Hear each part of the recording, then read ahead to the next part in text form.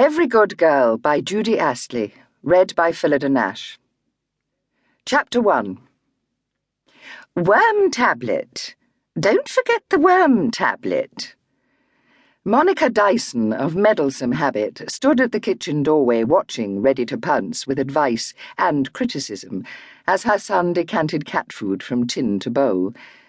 One hand rested on the door handle for support, but the other, the one with all the silver bracelets, flicked and fluttered, as if she was miming what her son's action should be.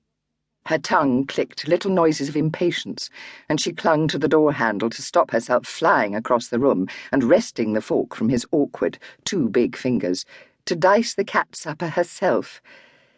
He was just mashing it about uselessly, in that hopeless way boys did, pulping it to a sodden thick mass, instead of slicing it neatly, criss-crossed to bite-sized shards the way she would have done it. Boys needed to be given jobs to do around the house. It made them feel important. Monica believed that men who weren't allowed to feel important made trouble for everyone, just to get themselves noticed. Her son-in-law, for one. They had it in their hormones, something prehistoric about being allowed to think they were in charge of things. Any little thing would do, she'd come to realize over the years. Just carrying a moderately heavy bag or being thanked for sweeping up a few leaves from the path. There wasn't a woman born who really couldn't change a plug. And cut it small, otherwise she leaves half of it. Her teeth aren't what they were. Whose are? She thought to herself. Monica's son, Graham, smiled down at the grey-striped cat which purred and narrowed its sly orange eyes at him. He ignored his mother and concentrated on what he was doing. If he took his eyes off the cat, she'd headbutt the bowl out of his hand and onto the black and white tiled floor, and that would mean mess and trouble. He'd remembered the worm tablet, crushed and mixed in. He'd forked the food into a manageable mush, and he knew there wouldn't be anything left in just 10 minutes. The food was the cat's favourite, a foul-smelling mackerel mixture. "It's all done, Mother. I did remember," he told Monica patiently. He put the dish on the kitchen floor, and the cat immediately started gobbling greedily at the food, still purring.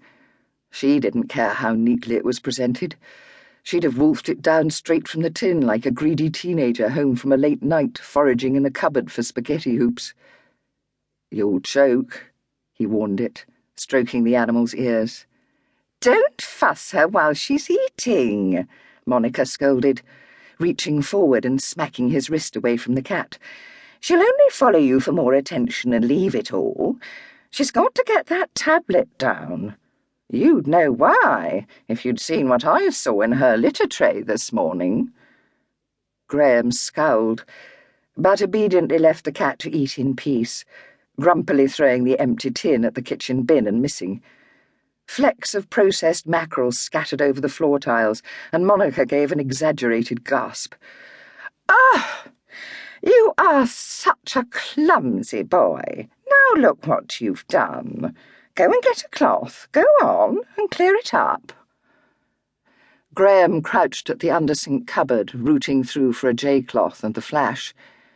He could hear his mother muttering furiously to herself as she went back to the TV in the sitting room.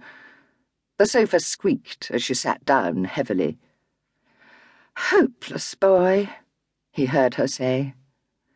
He smiled sadly to himself as he carefully swabbed down the floor. The boy was 39. The model's smile was sheer come-and-get-it, unsuitably so from among the virginal wisps of a white wedding veil. Barely deigning to touch the arm of her groom, as if to emphasize his lowly status as mere scenery, she strolled languidly along the shopping mall catwalk, avoiding the meeting of eyes, the unprofessional temptation to be distracted from what she was doing.